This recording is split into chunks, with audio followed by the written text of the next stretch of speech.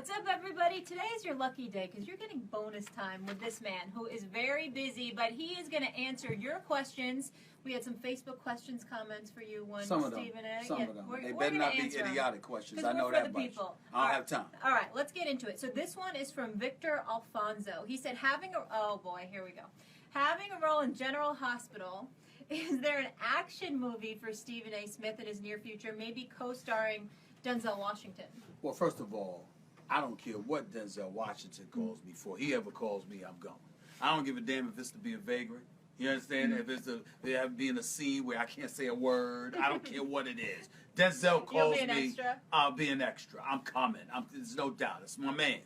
I'd like to see the action scene. You think you can handle that? Yeah, I think in certain respects I can. I wouldn't be able to, handle like the stuntmen do it with the cars and stuff. But I would love to be in one of the Fast and Furious movies. I'm a Vin Diesel fan. I miss my man Paul Walker. God rest his soul. Tyrese is my boy. I mean, Ludacris is my boy. I would love to be in that movie, but they've never invited me. Jordana Brewster's not so bad. Maybe play her love interest. That is true. Right? No, you got some others. I like thicker women. Oh, okay. I just do. Okay. Well, let's just put it out there. Facebook, that's for you. We're only getting that here. I don't need a woman as skinny as me. What are we gonna do? Rub bones and make a fire? That ain't gonna work. I need more than that. I need some meat. I need some meat. I'm sorry. Oh boy, we'll move on yes. on that note. So Stephen A. likes him thick, in case you were concerned. A little thick. Just a little. Perfect amount of thickness. Voluptuous is the word. Yes. Okay. Yes. Jeff Witten writes, Stephen A., I gotta know, how do you feel about your Yankees' chances? Are you enjoying the youth movement in the Bronx? I'm not. I don't feel good about their chances to make the playoffs. They're 4.5 out of the East. They're 3.5 out of the wild card spot. But I will give the Yankees credit where credit is due. I think that I was speaking to Pedro, our baseball analyst, and he's right. I think that Joe Girardi is doing maybe the best job of his managerial career. He's absolutely sensational. I love the kid Sanchez and what he's been able to do. I see Chase Headley hit a home run last night. Gregorius hit a triple. You see Castro and these boys. Listen, I love the youth movement and the Yankees being relevant right now, having transitioned mid-season to this youth movement doesn't bother me at all. I like it. Certain times you got to sacrifice things in the moment for ultimate greatness. Yeah. Sometimes you have to wait for the greatness to come, so long as you can hold on for it for a lengthy period of time. Maybe you'll even get Tebow too if you're lucky. Well, if the Braves Tebow is not allowed to wear a Yankee uniform. Pinstripes. I would not allow that. I have power with the New York Yankees. Really? I personally would never allow Tim Tebow to wear a Yankees uniform. I would sit up there and call Randy Levine and Hank and Hal, the resident sitcom brothers. You have them on first name basis there. Son of the great George Steinbrenner, the greatest owner in the history of sports. I would have influence over Tim Tebow becoming a Yankee. They will not allow it. I will not allow it. It will not happen. All right, this one from Walter. Walter, thank you. He congratulated me on my 1-year anniversary. I've really helped this man bring up the A game. It's really stepped it up. All right. No. But this one, he wants to know from me, thank you. Who do you have winning the Super Bowl and what? Oh, that's tough. The season starts tomorrow. They already won Super Bowl picks? I'm not giving you that. Yeah. Well, watch First Take. Yes. What the hell you doing asking me that on First Take? That's what First Take is for. Why you trying to get an inside scoop before you tune into the show? You get other inside scoops on ESPN 2. You understand? You don't sit up there trying to get an answer like that from me when we ain't even make our picks yet. Hell is wrong with you? Wait until tomorrow. Next question. All right, I'm going to do one more for you. You want to go Rodgers or you want to go NBA Westbrook? In terms of what? To finish for the people. I'm going to surprise you. For Which the question people? do you want to do? You want to stick with NFL or NBA here? Whatever tickles y'all fancy. All I right, can we'll flow. go I can NBA. flow with it. This one's from Kevin A. Williams Jr. When Durant's contract is up, and if Golden State doesn't win a championship, do you see Westbrook swallowing his pride to reach out to him to come back? Never. Okay, say no shot. Never. I can answer Russell that one. Westbrook, that's not who he is. That's not what he's made up of. And a matter of fact, I don't even know if he'd want to ever play with Kevin Durant again after Kevin Durant left him. You got to keep in mind something. Kevin and how Durant, he told him, or that's didn't where tell him for that matter. That's where I was going. See, you tried to beat me to the punch. You the moderator and stuff, but now you trying to be Max. Which one is it, Molly? Which one is it? Can I answer the question? I can't help them. Thank you. All-knowing. Here's the deal. Kevin Durant left, and Russell Westbrook heard about it when the rest of us heard about it. That's supposed to be your man. Yeah. That's supposed to be somebody you always called your brother, fighting for whatever. You can't pick up the phone and call the brother. You can't go and see him and Give let him him a know. heads up. Really? I mean, that's listen. That's bad. I mean, Kevin Durant's a good guy, but he's made some mistakes from time to time. I think that was one of them. As you like to say, that's so disrespectful. Very disrespectful. Do we have time for one more? Or are we done? Yeah, we can do All right. one more. All We right. can do one We more. got one more for you here. I guess so. Hurry up, though, because they interfere with my lunch. This better be good. Oh, so you and Damian Woody have big conflict on screen. It seems genuine. I love that you still let him on the show, though. It shows that you have no fear. Well, so they think, wait. They're wondering if it's manufactured. But I feel like they're setting you up like they feel like Woody got you. Well, if anyone thinks I'm manufactured, they don't know me. They don't know the show, because that never happens. Secondly, I can attest to that. Secondly, let's be clear about something here. I can be as brave as I want to be with Damian Woody. It ain't nothing physical, because I'd have no chance. You understand what I'm saying? I'm not stupid. I'm brave away from the screen. I'm brave while we're on TV, because I know he can't hit me while we're on camera. Oh, but off the air, we're very nice to each other. That's like a that's You like know a you big got the little basketball brother. build, That's like not but I will say this. Damian Woody and I go back years. He's been at ESPN for quite some time. He's a passionate dude. He feels very, very strongly about things. He knows I feel very strongly about things. But once I go off the air, I mean, it's all good. We're brothers. I mean, he's a good dude, and he's very knowledgeable about the sport of football. He knows a hell of a lot more than I do, but sometimes he's wrong, because they're thinking about it from a player's perspective. Everybody keeps forgetting I've been a journalist for 23 years. Covering these guys, so they're not going to get up. I can quote them. I know what they've said. I know what they've done. Relationships, and they have the history that is at my mercy. Yeah. See, I'm the guy reporting on them. They're the ones who actually did the history. They're so making I the got news. them. You're just breaking it down. I'm just breaking it down. So they're at my mercy. There's no player, no coach. You saw how John He Gruden has came been killing it, though. You have to admit, when he's coming Damian on the show, Woody's he's fantastic. been bringing Damian Woody is We love having the fantastic. different He'll be on the voices. floor. He'll be on the show more. But at the same time, he will be at my mercy. If he gets out of line, I'll bring him back in line. I let John Gruden get away with a little something that was today so good. because I just wanted to make good If you TV. didn't see the show, check out the rear. I just wanted to make good television. That's all. I just let John Gruden feel He himself. checked you. You met your match. Admit it. You felt like you met your match with Gruden. You did. I Stop saw the you. nonsense. Here's the deal. He's John lying. Gruden, I tricked him. Oh, you because did. he got so comfortable I getting didn't at see me. that. Listen to me. He got so comfortable getting on me on the show. Listen to him say he wants to come on the show. So that's all I was trying to do. It was a setup. It was a Yeah, setup. it was a It was a setup. setup. 'Cause we And when want John him here Gruden in comes in there, Bristol. watch him get beat down once he comes up in there. I actually feel sorry for him and what's coming.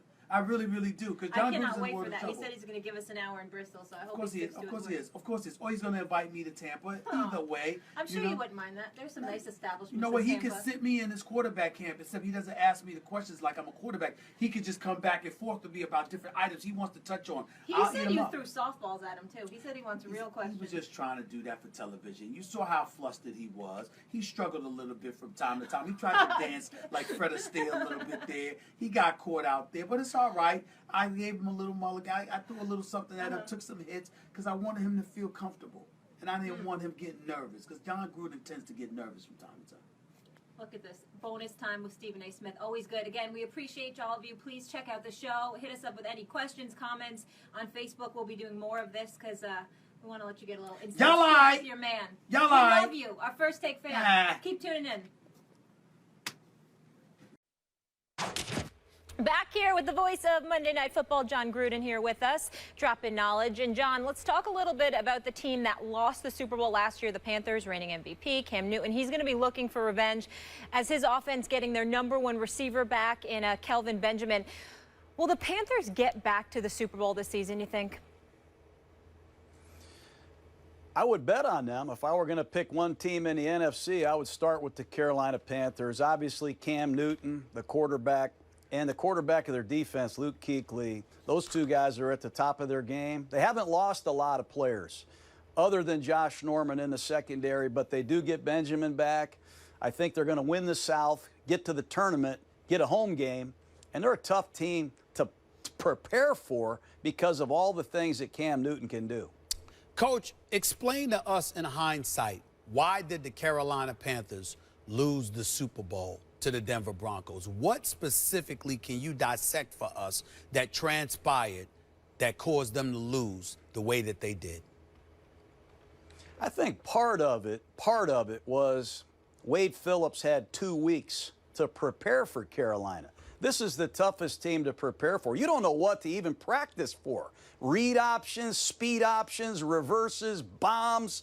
I mean, they run all kind of different plays, and they can do it in a no-huddle offense. So they had a lot of time to prepare a great game plan, and they had 3 Pro Bowl secondary people, Chris Harris, Aqib Talib, T.J. Ward, and they can get after you with the pass rush. They were able to load the box, get an extra defender in there for Newton, and they had a great plan. I think that had a lot to do with it.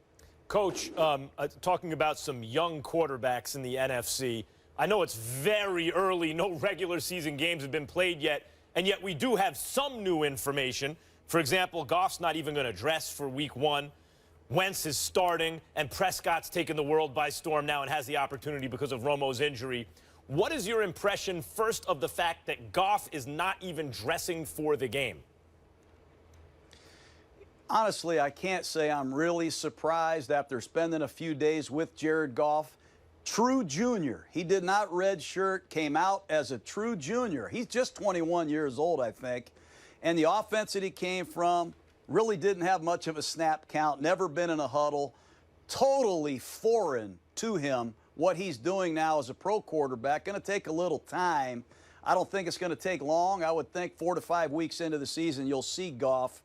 But Prescott, he reminded me of a young Donovan McNabb. He really did. I coached McNabb in the Senior Bowl when I was coaching the Oakland Raiders. There are some similarities between the two of those guys. Like what, for example?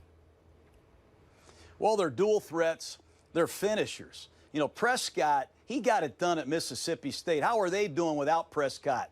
I think they just lost to South Alabama. He put that program on his back, and he improved year by year by year as a passer. He threw the ball much better than people think his last year in Starkville, and he's a great competitor, and he's hard to defend now. Hold on, because you're making me nervous. You're sounding to me like you're sounding to me like you are caught up in Dak Prescott like the second coming, and that we should expect great things from the Dallas Cowboys because Dak Prescott is behind center. Is that what you're saying, John Gruden? I think I just said he reminds me of Donovan McNabb. Now, if you remember, Stephen, McNabb didn't start as a rookie.